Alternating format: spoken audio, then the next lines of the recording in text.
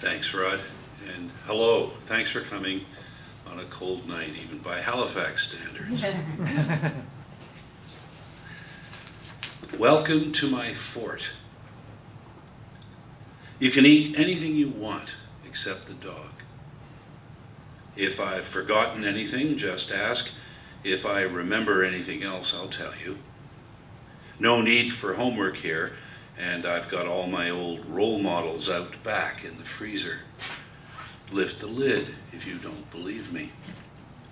That strong box is left over from a train robbery I saw once in a Long John Silver movie. If you put your ear to it, you'll get this albatross weirdness. Meanwhile, keep a sharp eye out and keep sharp objects out of my face. But no matter how many imaginary cannibals you see, this isn't a computer game. Because no matter how tired of becoming human we sometimes feel we've become, we can still hear those astonished waves down there. I'll try a few somersaults in the air when the time comes to get you started. I can't say much about the impact, but the effect of the flight on your body is amazing. A soft wind memorizes your name. At the same moment, you see all names are nonsense. And should you wash back up on that beach again, there's no telling what kind of creature you'll be. Ghost test flight. The old street, the copper maples, thoughts falling like leaves. This was where the best of us lived. A family in a house of a different color then. Imagining floating up to my former bedroom window. And of course it's strange looking through it from the outside in, checking to see if anybody belongs there.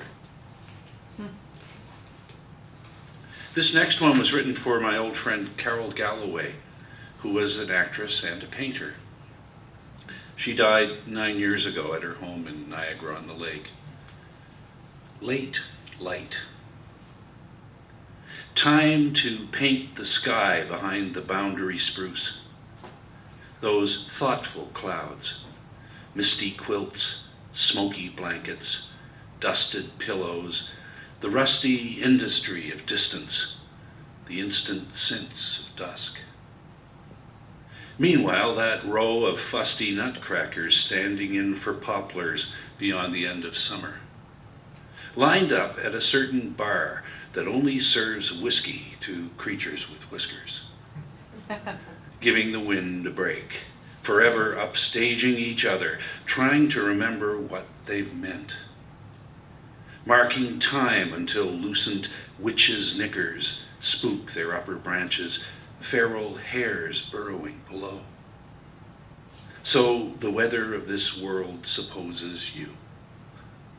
The best of the feeder birds have agreed to stay on for as long as they're needed. Nobody actually lives here who can't plan to be somewhere else. And by now, you can see your breath. Everything noted for later remains unsung. Mirrors shiver your absence. Silence pretends to refuse to have its say.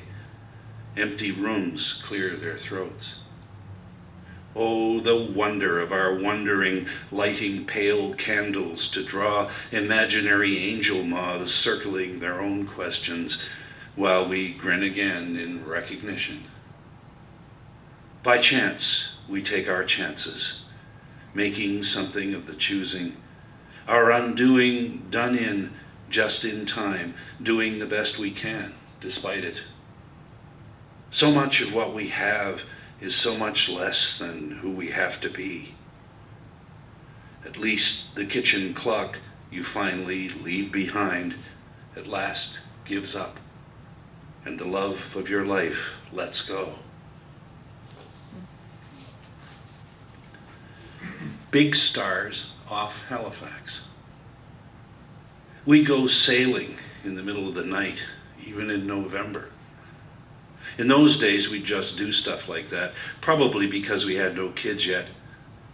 One moment, we're finishing off a late dinner. Next, we're sifting out the northwest arm, past the Sambro lightship. And over there is Ireland, and over here is Spain, and in between is Portugal, toasting the Brits again. I remember the good brandy. I remember the cold. I remember wearing a life jacket, sitting back on this sail bag full of coiled rope up by the bow, watching while we're gently pitching south to Chester, taking in the best of the universe. Stars as big as Lorca's fists, closer than ever before. Imagining maybe somewhere, somehow, someone out there's doing precisely the same thing you are, staring at their own extravagance, gathering this generous absence of now.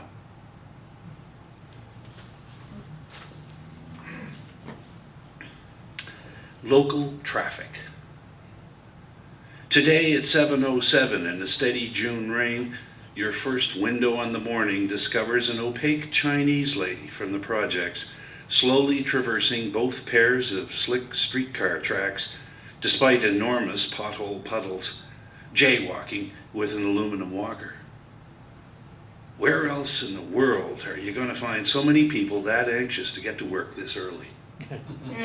Gerard's the official ambulance route, so everything's already late before it even gets started. Traffic graphed on the axis of a frantic passing, short of honking, beside itself, inside itself, just to beat the street. No speed limits apply, except the usual informal ones, established by the shortest possible stoplights.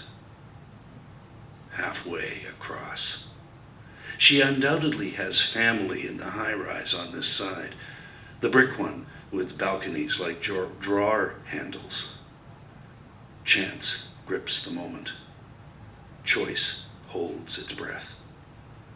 Perhaps she's reminiscing her precise feet back to a certain girlhood village.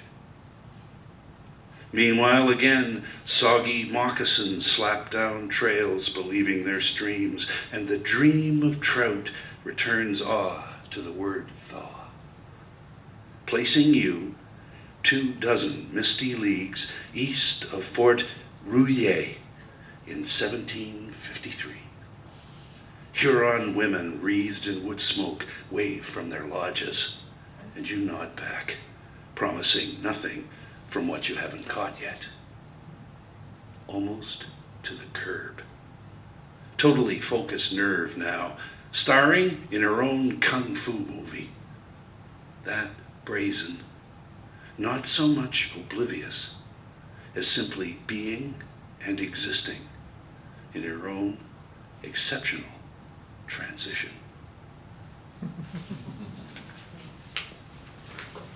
Subvirtualism in Toronto. Boston blackie squirrels lecturing each other with tusk tales. Everything they refuse to know about Point Pleasant or Stanley Park, everything they do about streetcar skids on Gerrard. It just keeps raining record-breaking multiculturalism. A clearing, clean slate, respite from more of the same. Each question mark becomes a loose noose. So every time we kiss, I turn into a frog. You fill in the emptiness for a while, then quietly outgrow me. Meanwhile, the fudge on the edge of the officer's mouth as he testifies.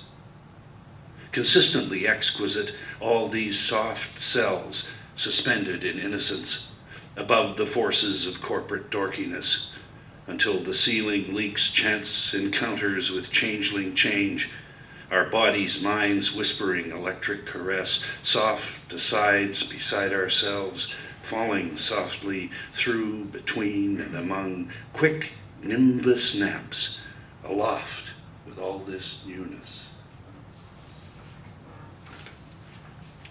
Detachment.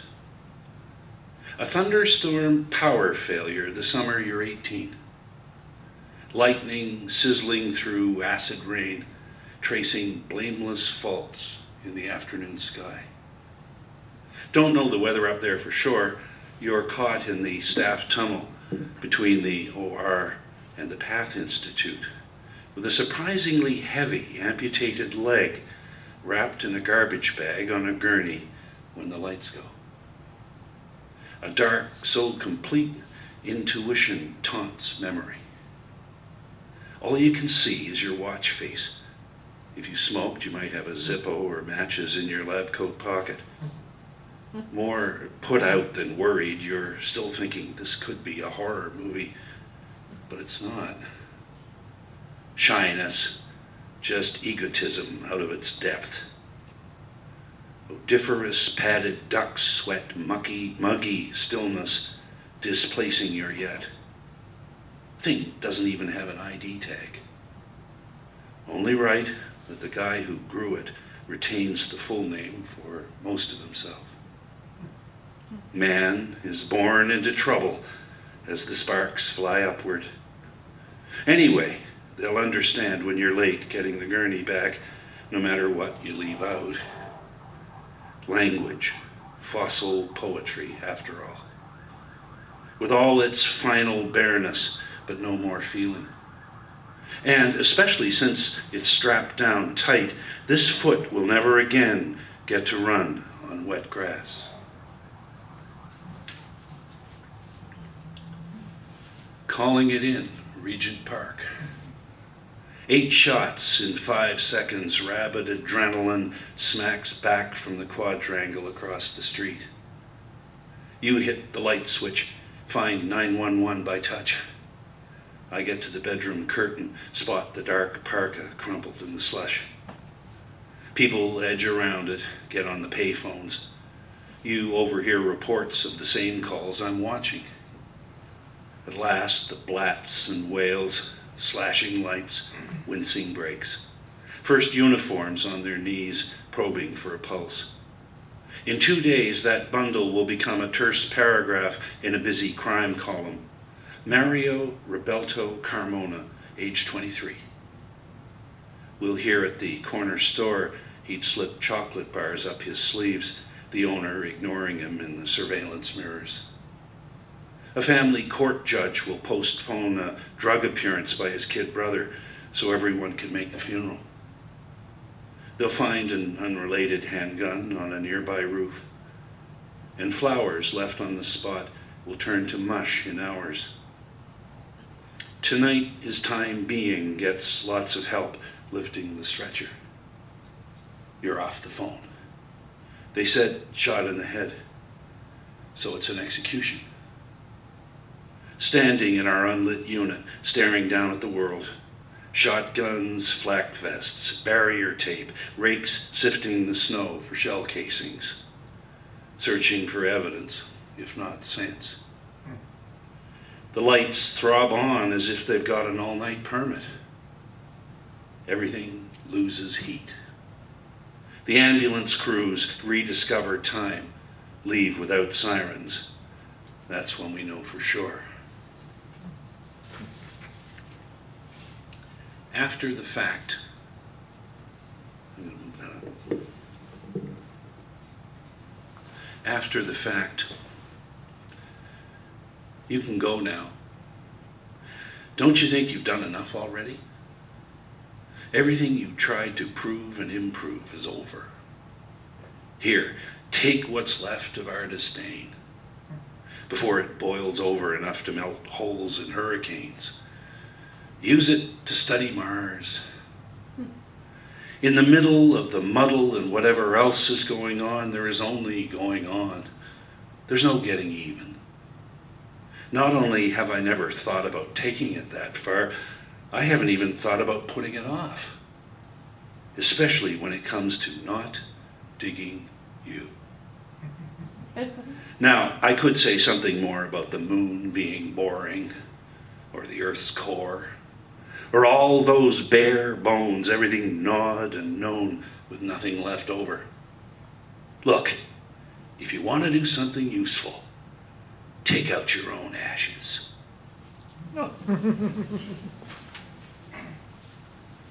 A walk in the lake. After numerous uncounted drafts, local legend has it, certain guys get stopped and scooped up by the cops around places like the Benny, driven down to Cherry Beach, and pumped for info on whatever's happening lately. This is called creative investigative initiative in the face of pervasive criminal activity.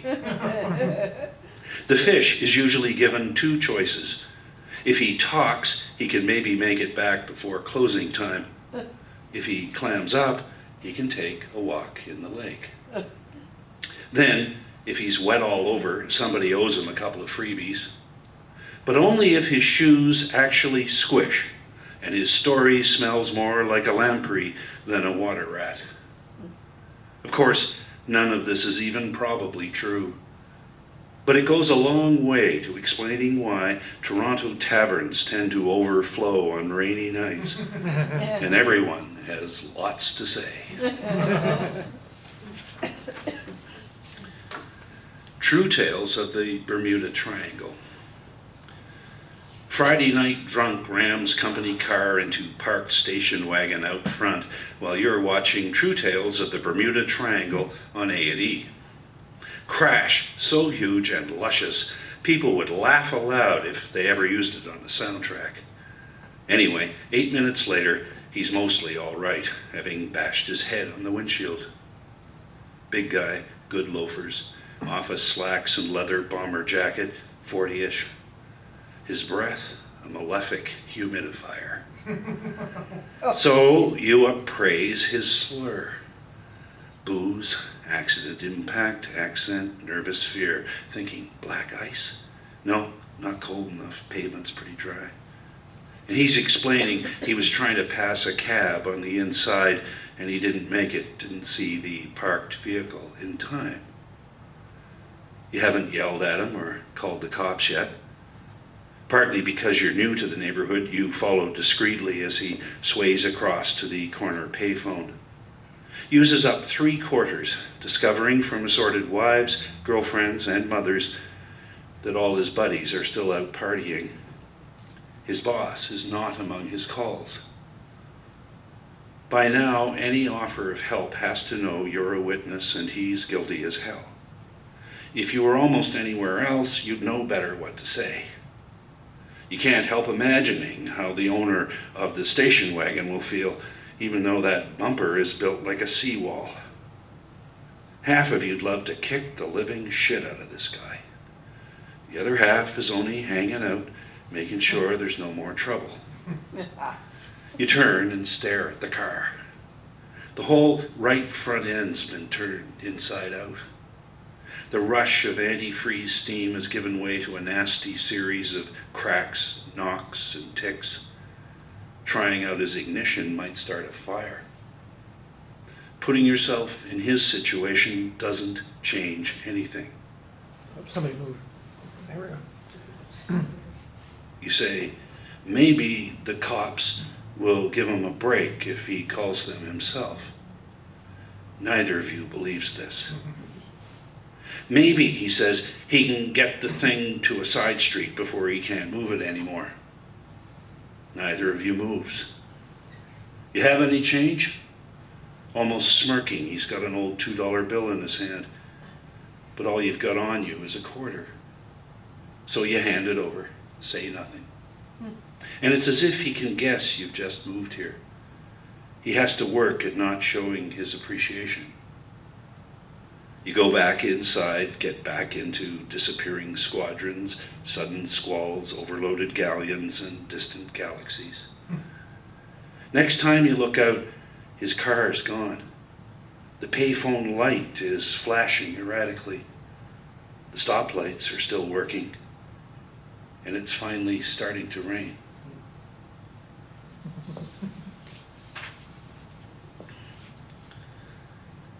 Across the street from the Tree of Life.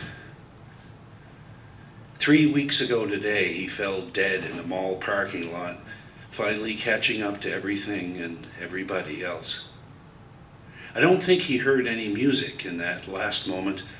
They didn't have a sound system going 8 days later. I imagine a choir. Out of it comes a stunning tenor. one brotherly voice rising like a skylark. Then it's gone. Lately, I said, there are far too many shoulds in the world. So instead of counting sheep, I get to sleep, I line up all those shoulds like an endless freight train, highballing it across the prairies. But no matter how carefully I try to label flammable cars or reroute the most useful ones or even sidetrack the niftiest, I sense that train will never stop. After the memorial service, we went to add all the stuff with a rented van from the airport. I finally closed my eyes in the plane, taking off for home again, imagining his body heading feet first into the furnace. I stayed that way, believing nothing, bouncing through the cloud cover until this knife sliced into the sun, as easy as birthday cake.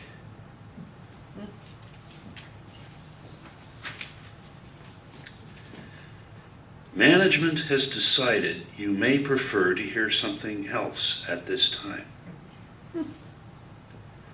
The recurring nightmare centers on a long weekend inside a huge office complex. You used to work here, but a lot's changed. They've agreed to return your ID fob, permitting you to attend a series of informal meetings. This is on an explicit understanding. You won't be having any original ideas. But dreams allow you extended periods without sleep or nourishment. If you can meet enough people, you'll earn enough points to get a new contract on Tuesday. Most of these people are stern women in purple culottes. Apparently, they run the place. Food is catered. There's no direct contact with the outside world. Nobody has a rollicking clue what season it is. Instead of speaking, everybody uses telepathic email. It feels like living in a bad movie, except nobody's bothered to get the rights. Then you notice you're missing an arm again. As the place slowly consumes you, you realize there's no here.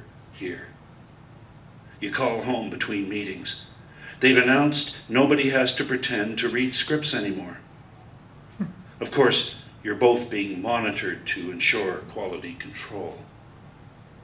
Having decided to kill things later, a ghost on the line whispers, "The cat sleeps through Debussy."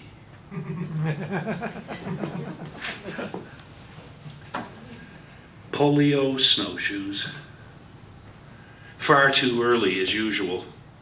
I decide this watching your preoccupied eyes setting out in a flurry of elfin scarves and alpine footwear this morning. Your fabulous purple mittens carefully latching the front gate before you trudge off into the latest unshoveled drifts for another round of x-rays. Then suddenly you've easily beaten a squealing streetcar to the next stop, transforming any potential fearful, stupid, mean, or imaginary taunt into an electric spark. And you're gone, whatever the weather. You never let on about any of this, the same way you refuse to ignore it. The same way your insistent pumping shuffle always gets to my heart on time.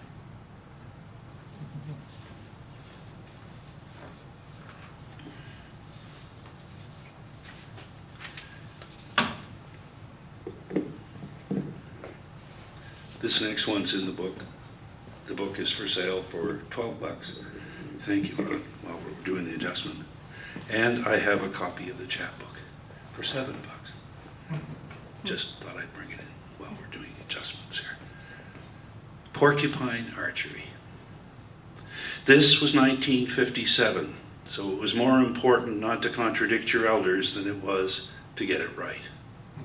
A certain homeroom teacher tried to tell our class one afternoon that porcupines were especially dangerous because they could shoot their quills. Perhaps she figured releasing them meant they shot them off like arrows, instead of simply letting them go. Apparently, the forests were full of pockmarked maples, bleeding sap from their target practice. I stuck my hand up. Excuse me, but they just don't.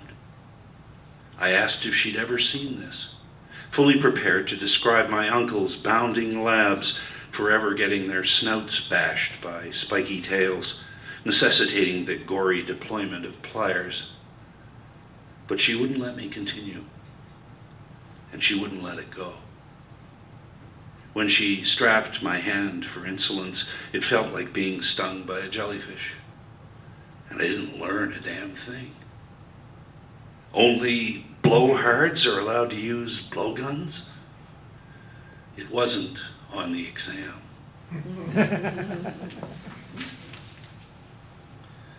Tom's nose. Ray calls, says he's close to the end now. His best acting tool confirming it.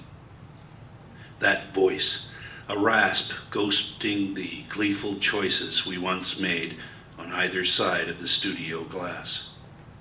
It often comes as pneumonia. He's the first to tell me this, a secret in the sense that it can only be told to one person at a time.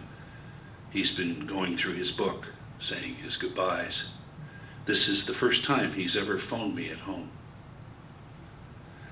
I remind him of Tom, the remittance man, the radio character he played in The Secret Life of Susanna Moody for 20 episodes. Tom's answer to being indentured in the Canadian wilderness was to wear a wooden nose and pretend nobody could recognize him. Everyone did, of course, and just went along with it to humor the guy. Ray's answer to Tom, a chipper helplessness. Always quick to laugh, always ready for another take.